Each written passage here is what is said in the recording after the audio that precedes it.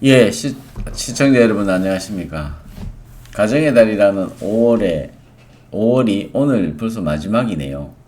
계절의 여왕이라는 5월. 이제 본격적으로 6월, 7월, 8월, 여름이 시작되네요.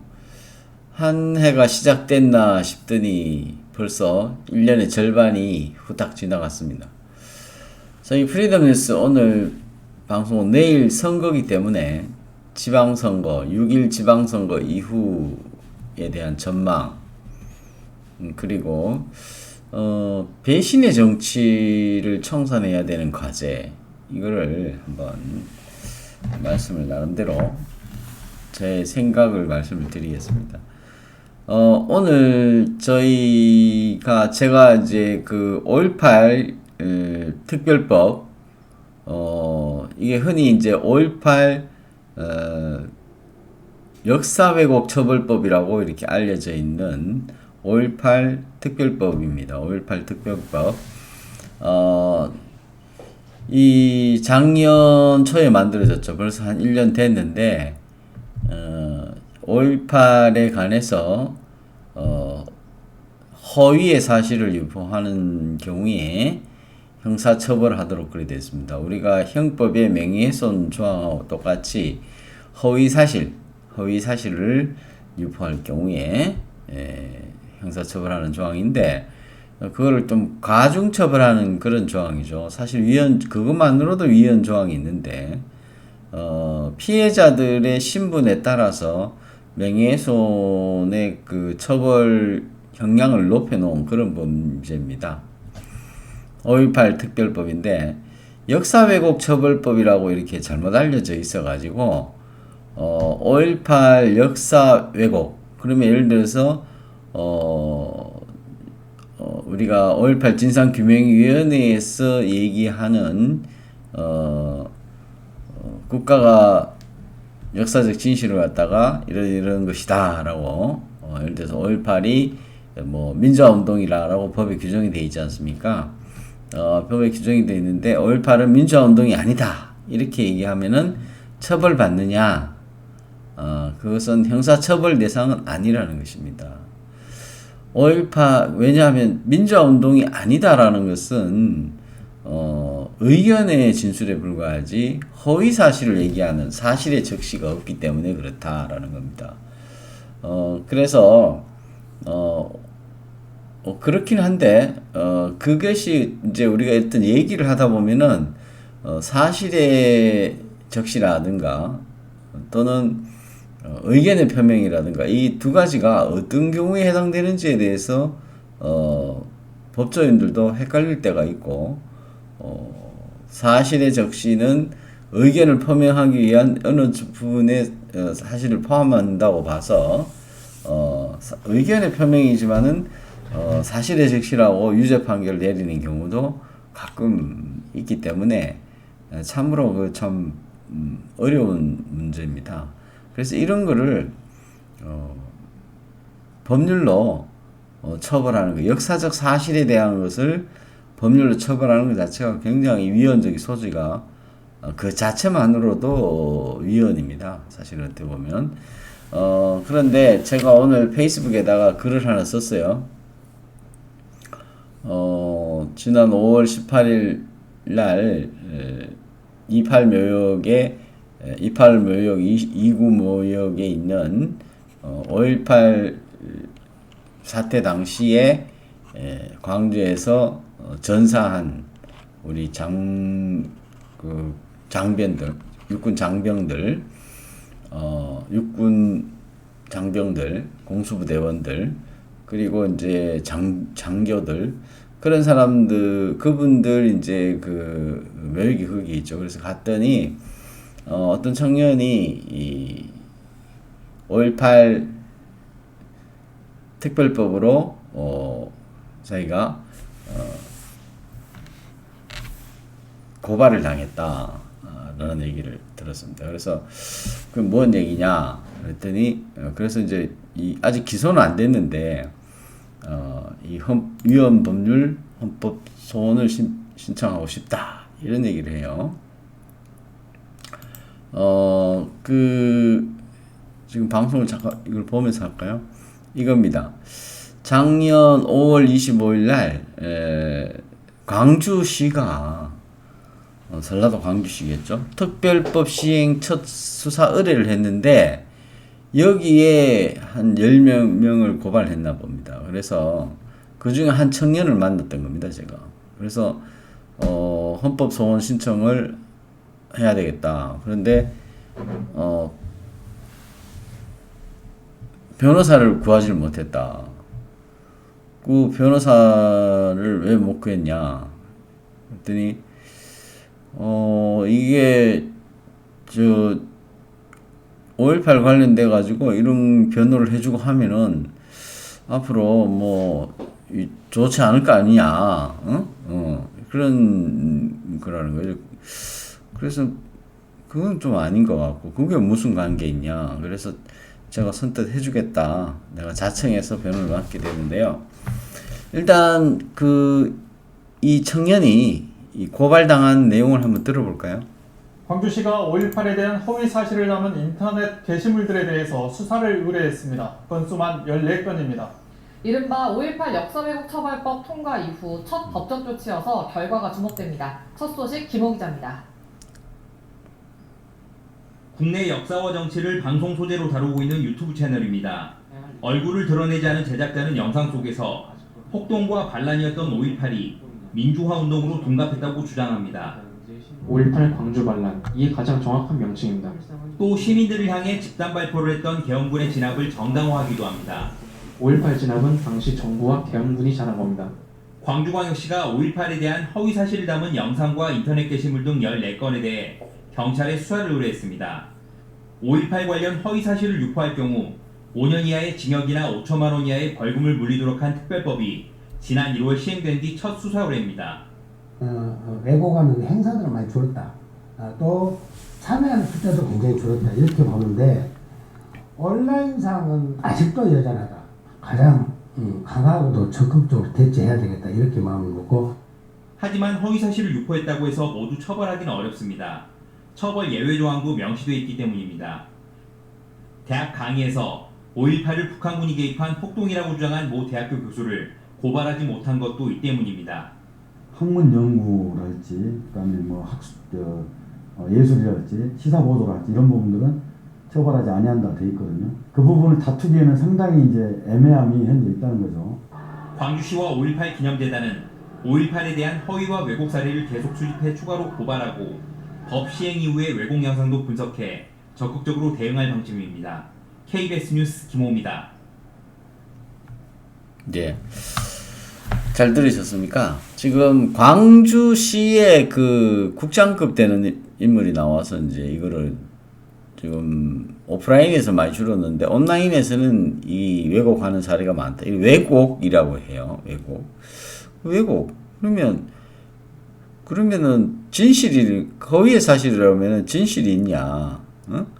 그럼 진실은 뭐 역사적 진실은 뭐냐? 그 역사적 진실이 다 밝혀졌냐? 이게 전제가 돼야 되는데 이게 우리가 뭐 성경책도 해석이 천차만별인 것처럼 어떻게 역사적 사실을 객관적으로 하나로 진실이다 아니다라는 공방 자체가 있을 수 없도록 한다. 그러면은 5.18에 관해서 성경도 다르게 해석하는 사람이 있는데 5.18에 대한 해석을 좀 다르게 한다 그러면 그걸 왜곡이라 그래가지고 그 해석이라기보다는 이제 어떤 사실에 대한 다툼이 있겠죠. 가장 중요한 게 5.18은요. 에서 가장 중요한 거는 뭐 총을 뭐 무기고를 털었다 이런 거는 이제 다툼이 없죠. 어떻게 무기를 털어온 거는 맞으니까. 근데 그런 게 중요한 게 아니고 몇 명이 죽었느냐. 근데 죽은 사람은 어떻게 죽었느냐라는 것입니다.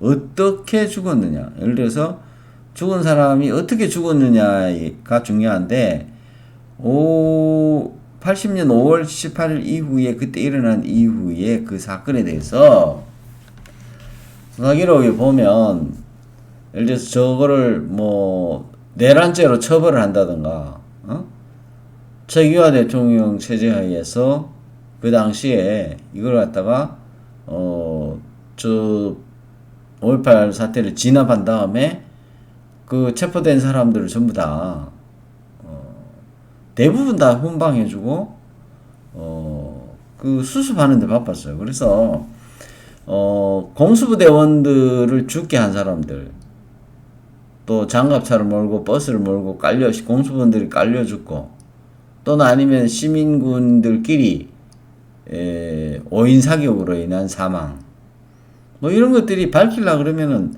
엄청나게 많이 밝혀서 그 당시에 현장에 있었던 시민군들 일부는 장기간 뭐 소요나 내란 뭐 이런 식으로 뭐 어떤 식으로든 형사처벌을 받았을 가능성이 원래는 받아야 게 인지상정인데 전두환 대통령이 집권하고 난 다음에 그걸 묻었어. 그리고 다 석방시켜줬어.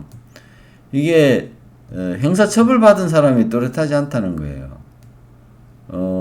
그 형사처벌을 받았더라도 이제 짧게 거의 1년도 안 가서 거의 다 풀려났습니다. 뭐 여기서 공수부대원들을 깔려 죽게 했다고 해서 뭐 사형 선고를 받은 사람이 있습니까? 사형이 집행된 사람이 있습니까? 없습니다. 그렇다 보니까 이 신군부가 이거를 시민군들의 한 행위를 예를 들어서 집계만 했지 몇 명이 어디서 어떻게 죽었다. 그때 이제 뭐 그 이후에 90년대 수사 진행될 때도 뭐 발포 명령이 있었냐, 뭐 헬기 기총 수사가 있었냐, 뭐 의혹 정점 이런 것만 조사를 했지. 이 시민군 측을 처벌하기 위한 어떤 조사도 이루어지지 않았어요. 그러니까 그냥 사망자 숫자 씌워서 그게 누가 쏜 총에 의해서 죽었냐 이거를 안 밝혀놓은 거예요. 그러다 보니까 금시조서가 있고 예를 들어서 금시조서와 사진들이 있습니다. 보기에는 굉장히 끔찍한 사진들이 있어요. 뭐 예를 들어서 머리를 관통한 사진도 있고 뭐 여러 가지 사진들이 있는데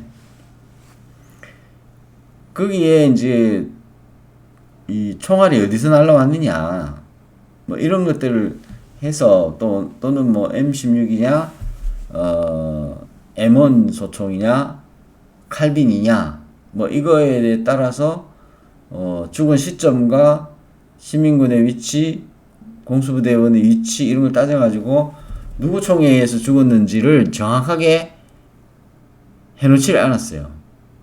그냥 이거는 M16에서 죽은 사람 뭐 칼빈 총의 총상, 그리고 나중에 이것이 칼빈 총상이었다가 M16으로 바뀐 거 뭐 이런 건 있어도 그것이 누가 쏜 총이었는지는 밝힌 사실이 없다는 거예요. 그래서 제일 중요한 게 사실은 어떻게 죽었느냐를 밝히는 것이 가장 중요한데 그게 밝혀진 게 없어요.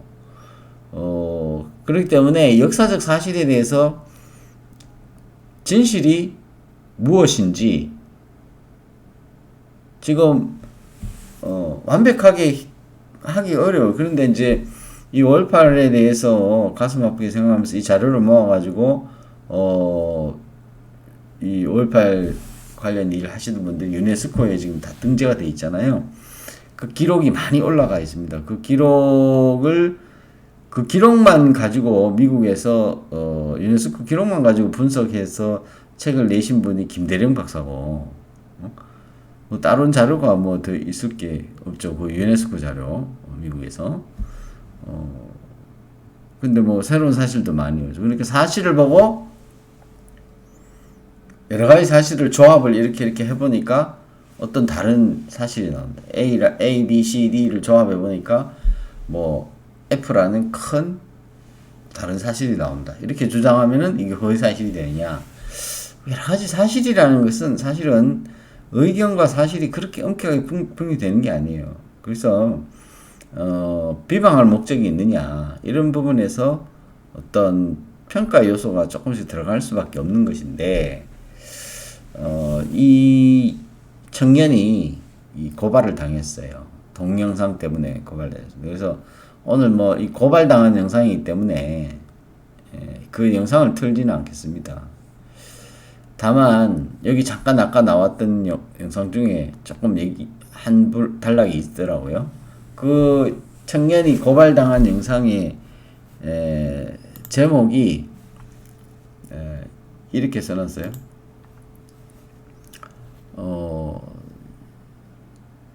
그 청년이 동영상 자유우파TV라고 되어 있어요. 지금도 그 올라가 있어요. 5.18을 왜 민주화운동이라고 만들었을까라는 제목의 유튜브 영상이에요. 그래서 이제 이게 이 영상 때문에 작년에 고발당했고, 아까 보다시피 작년 9월달에 광주 경찰청에 가서 조사를 받았어요. 근데 제가 따져보니까 이게 관할이 없어. 전두환 대통령하고 똑같은 거예요. 관할이 없어요. 전두환 대통령은 책을 썼는데 전 대통령 회고록을 썼잖아. 전두환 회고록을. 그 책이 불법이다 이거야. 그 전두환 대통령 서울에서 쓰고 했는데 회고록이 광주의 서점에 깔렸어. 그 서점에 깔린 거 자체가 불법 행위다 이거야. 그러니까 전국적으로 다 불법 행위를 한 거지. 이런 좀 기상천외한 이상한 논리를 법논리라고 하긴 나가 볼 때 법논리도 아니야. 그 논리를 펼쳐가지고 우리가 형사 법정에 광주에다 세웠어요. 광주에도 불법 행위지다. 우리가 범죄 행위지 그리고 피고인의 주소지 여기서만 조사를 받을 수가 있거든요. 기소를 받아서 형사재판이라고 뭐 아무데나 가서 받는 게 아니에요. 우리가 뭐 각 지방 검찰청이 있고 다 있잖아요. 범죄를 한 장소. 근데 우리가 형법에 보면 인과관계론을 처음에 법조인들이 배울 때 무한한 인과관계를 얘기를 하거든요. 그러면은 이제 나비짓이 중국에서 나비짓을 했는데 미국에서 태풍이 불어 이런 식으로 무한하게 인과관계를 확장하는 것은 금지되는 거. 법적인 사람이 할 게 아니거든요. 전두환 회고록이 서울에서 출판이 됐는데 책이 광주에서 팔렸다는 이유로 광주에서 범죄 행위를 했다라고 확장을 해석해서 법정에 세웠잖아요. 제가 볼 때 우리 이 청년도 광주지방경찰청 사이버수사대에서 조사를 했어요. 이 경찰에서 월권 행위를 한 것이다. 저는 그렇게 봅니다. 왜냐하면 조사할 권한이 없어요.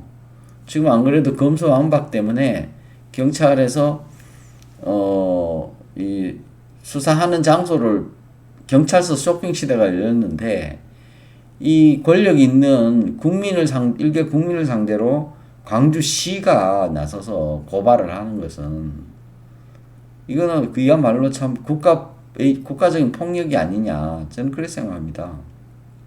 5.18 단체나 5.18 유족이 고소하는 것도 아니고 말이죠.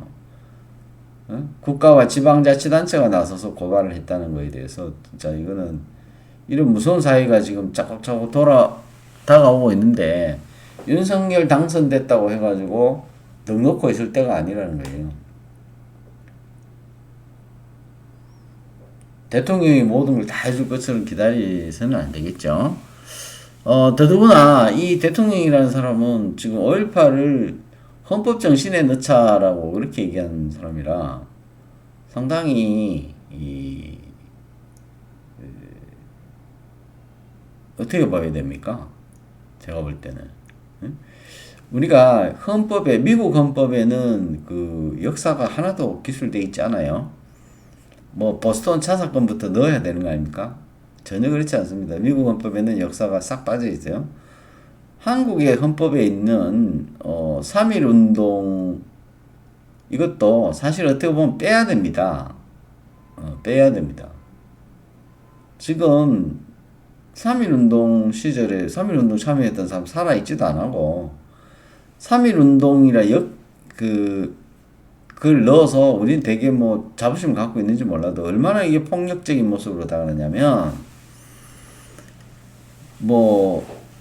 이완용 같은 경우 이완용 후손들 재산 뺏는 거 이런 것들입니다. 이완용 후손들 재산 뺏는 거. 뭐 저보고 친일파 옹호한다 그래도 좋습니다. 이완용이 친일파인지 여부는 논의하러 하고 이완용의 뭐 3대손, 4대손, 5대손이 재산을 뺏겨야 됩니까?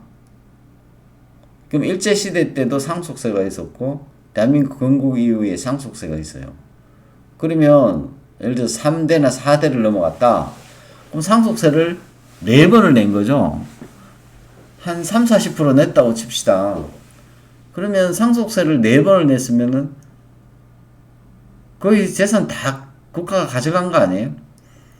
상속이 4번이 됐는데 그 상속인한테 상속인이 돈 안 벌고 열심히 안 살았으면 그 재산 남아 있겠어요? 자기가 그 재산을 유지하기 위해서 부모로부터 물려받은 재산을 안 쓰고 놔뒀다고 다 뺏긴다면 말이 되겠습니까?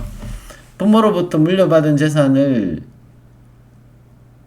잘 유지했다는 이유로 재산을 다 뺏겨야 되냐 이런 얘기입니다. 즉 다시 말한다면 역사적으로 우리가 연좌제 금지라든가 당대의 또 법적 안정성의 측면에서 조상이 잘못했는 걸 가지고 후손이 고통을 받아야 되겠냐. 그런데 그것이 이완용 후손이 갖고 있던 재산 가만히 따져보면은 이완용밖에 없습니까?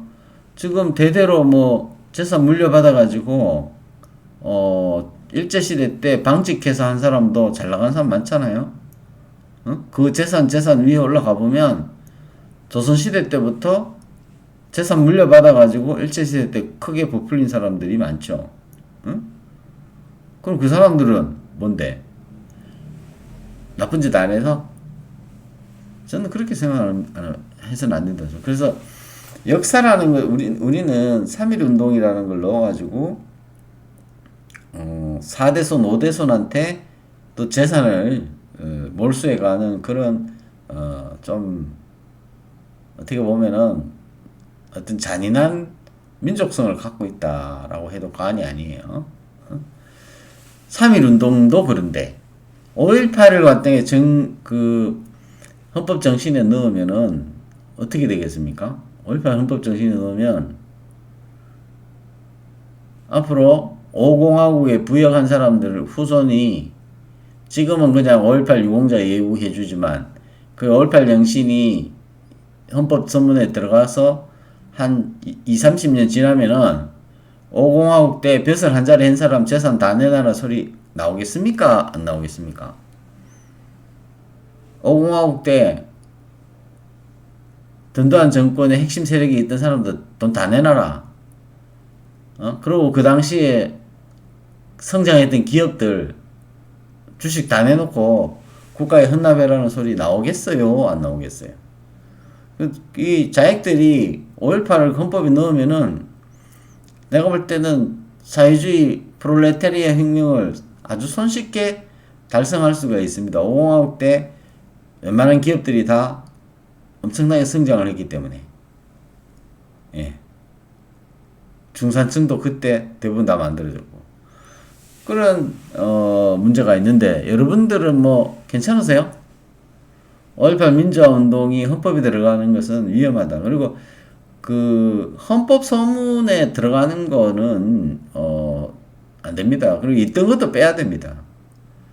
역사와 법이 만나는데 법치 위에 역사가 있으면 안 된다.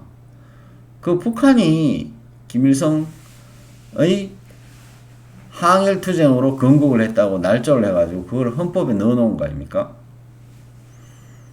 그 얼마나 잔인한 결과를 초래하는 것입니까? 역사를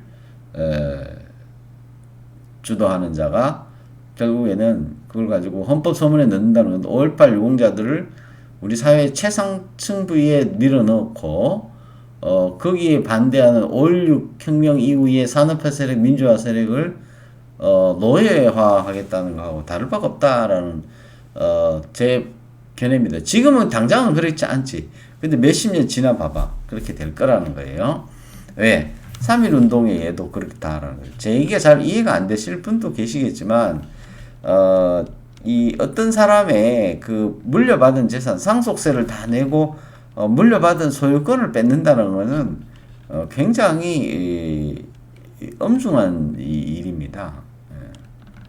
친일파의 재산을 친일파청산이라는 걸 씌워가지고 뭐 몇 명 안 되니까 이완용을 친일파라고 악마로 만들어가지고 그거를 재산을 4대손 5대손 뭐 내려가도록 다 샅샅이 쳐서 재산 다 뺏어버린다.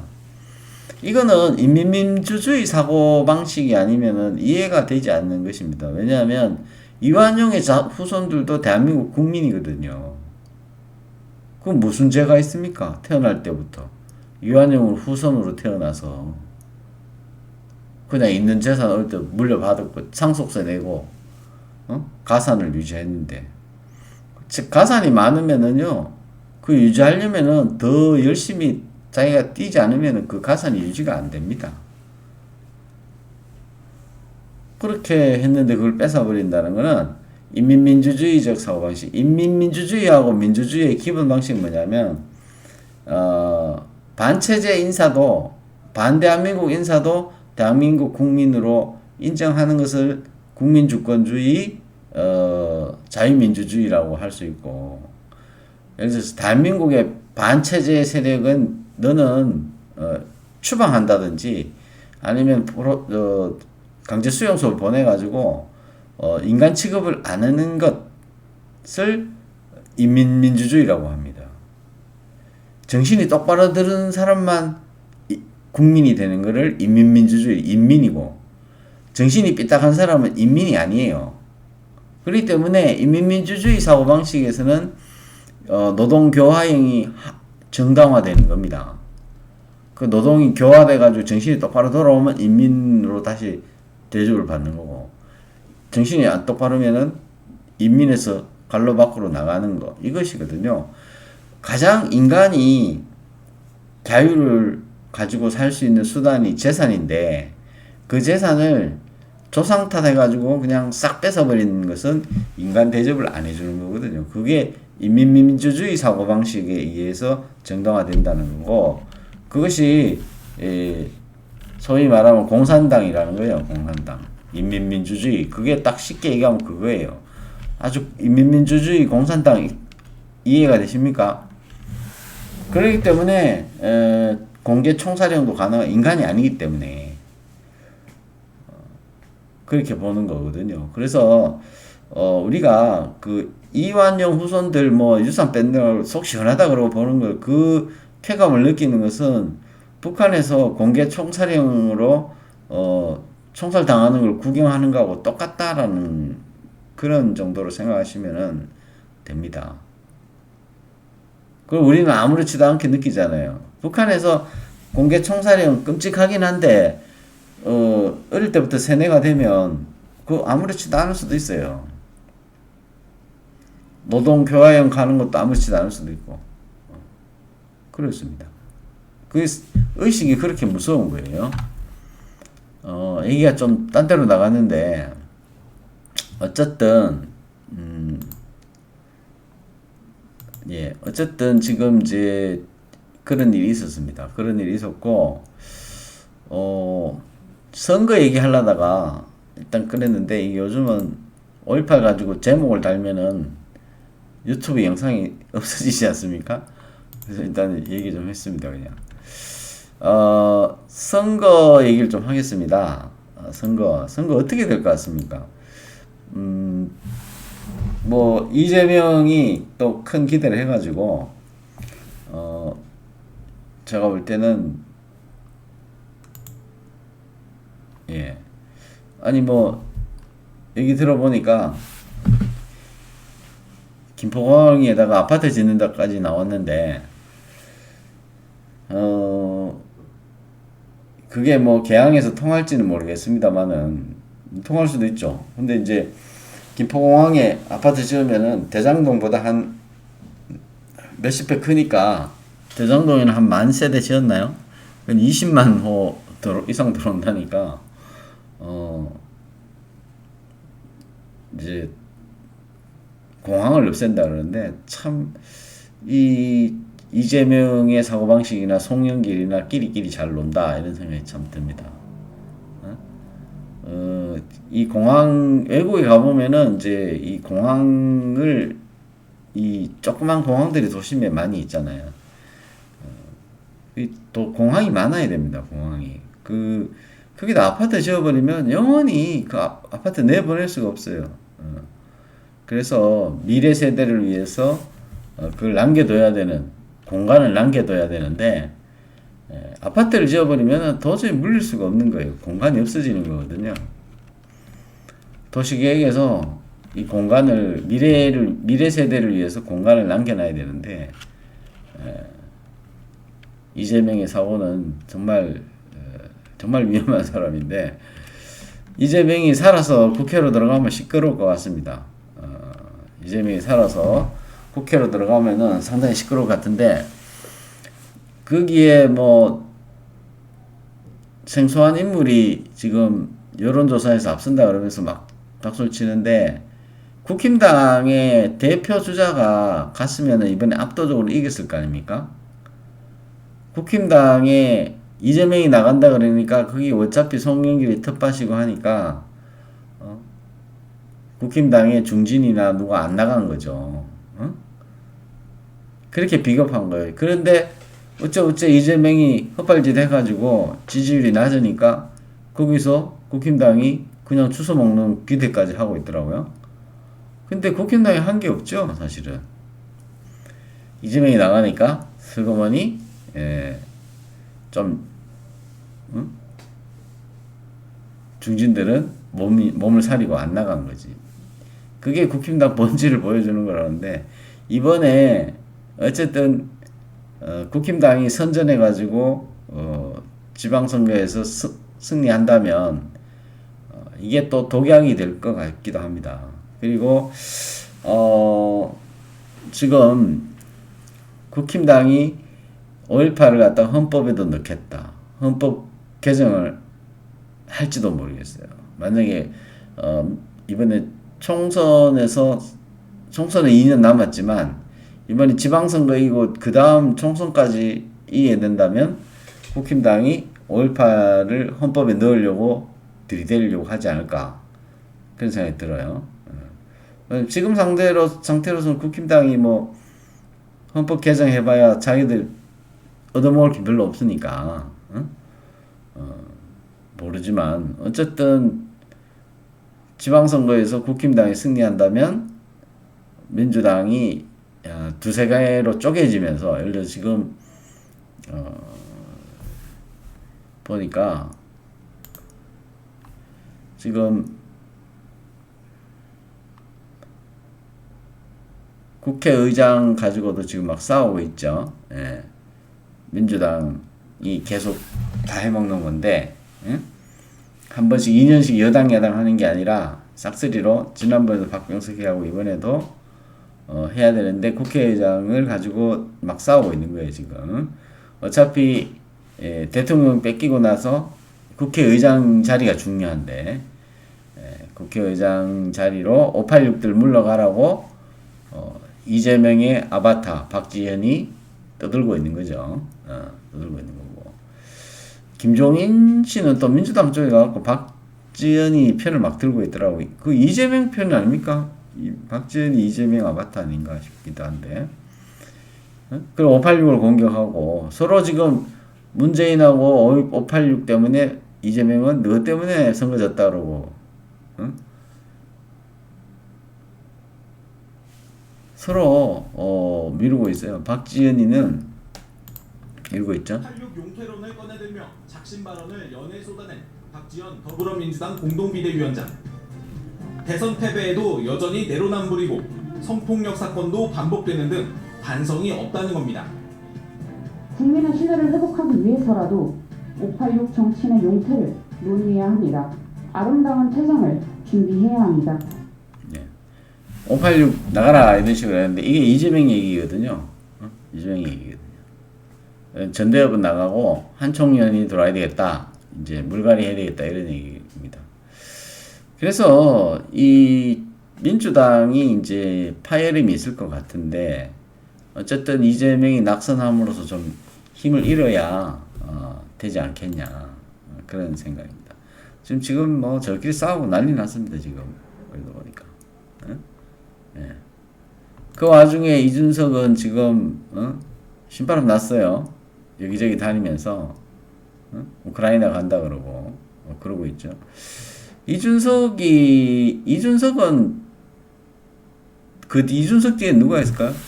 유승민인가? 김무성 씨인가?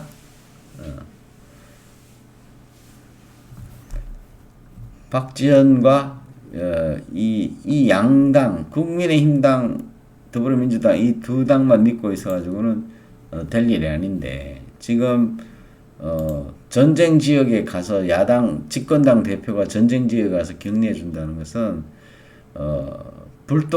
우크라이나 불똥을 한국으로 끌고 오는 셈이 되거든요. 지금 매우 신중치 못한 처신인 것 같은데 내가 볼 때는 이거는 우크라이나 간다는 얘기는 이제 다음 대권 준비하려고 하는 것 같아요. 이준석이. 근데 좀 잘못된 것 같아요. 미국에 이번에 바이든 왔다 가서 힌트를 받았는지 미국의 딸랑이로 나설기로 작정을 했는지 모르겠네요. 근데 국익에 무슨 도움이 되겠는지 저는 이해가 안 됩니다. 러시아하고 미국하고 언제 가까워질지 몰라요. 러시아하고 미국하고 언제 가까워질지 몰라. 이준석 씨는 정신 좀 차릴 수, 공화당이 다음에 집권 다시 할 수도 있기 때문에 그렇습니다. 지금 국민의힘당 지도부는 미국 민주당하고는 아주 찰떡궁합입니다. 찰떡궁합. 예. 오늘 한숨 더 뜨고 있죠. 예, 그런 상황이고요. 뭐 이런 국내 정치는 재미없으니까 이제 배신의 정치 얘기를 한번 하고 마무리하겠습니다. 강용석 변호사가 이제 박근혜의 꿈을 이루겠다 하고 나왔는데 그 일부의 이제 우리 지식인들 중에서도 뭐 최소 10% 아니면 그거 안 되면 5%라도 무소속으로 5%만 지지를 받으면 국민의힘당이 좀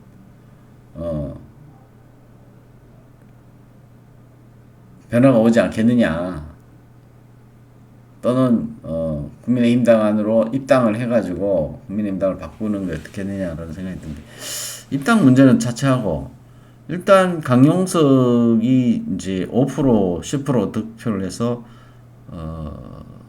했는데도 김은혜가 승리한다면 좋겠지만 김동연이 만만치 않고 김은혜가 좀 약해 보이는데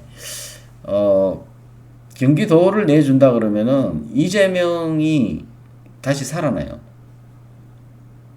성남시장도 지금 어떻게 될지 모르는데 경기도지사를 우리가 가져와야 이재명의 뿌리를 뽑을 수가 있는데 지금 강용석이 하는 것이 저는 옳은지 모르겠어요. 그리고 강용석 브랜드로 가면 되는데 왜 박근혜를 팔고 나가죠? 박근혜. 이 유영아2가 되는 건 아닌지 저는 지금 사실 대구에서 2번이나 유영아 씨가 출마를 해서 창피당했다고 저는 봅니다. 창피당했다고 보는데 물론 박근혜 지지는 한 20% 있었습니다만은 선거라는 게 어디 뭐 그 20% 기억해 줍니까? 강용석 변호사가 박근혜와의 그 가세연의 힘을 얻고 지금 경기도지사에 나갔는데 뭐 저는 상당히 좀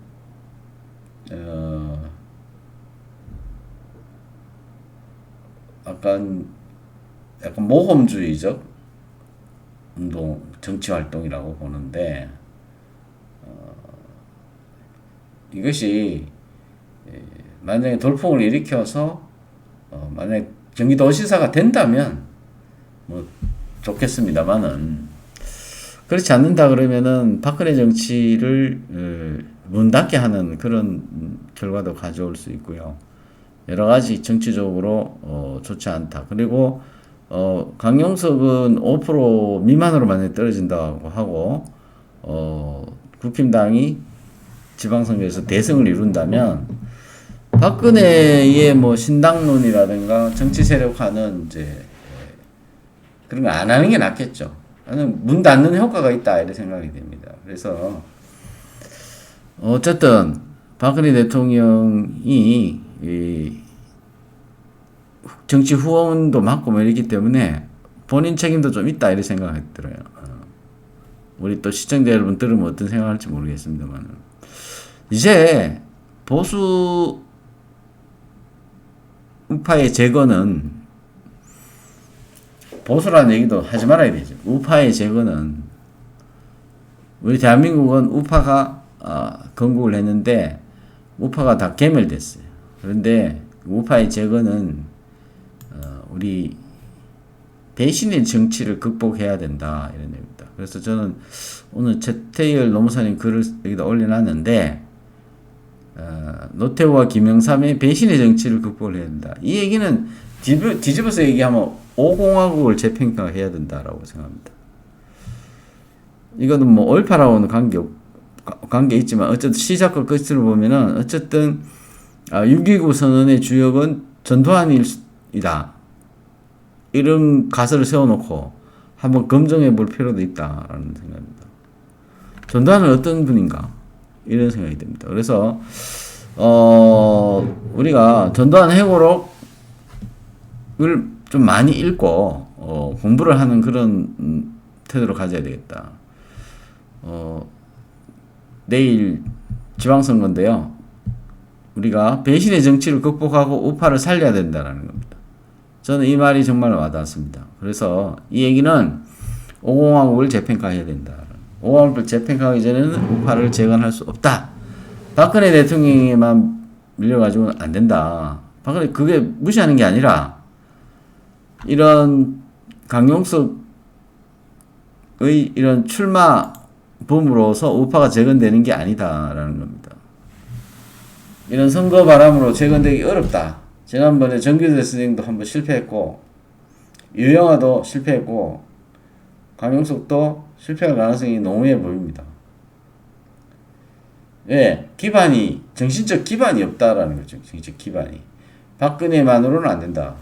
그래서 박근혜 대통령은 5공화국과 화해를 해야 된다라는 겁니다. 지난번에 이순자 여사가 가가지고 연세도 훨씬 많으신데 90이 다 돼가지고 허리 숙여가지고 딸 같잖아요. 어쨌든 가서 인사도 하고 이순자 여사가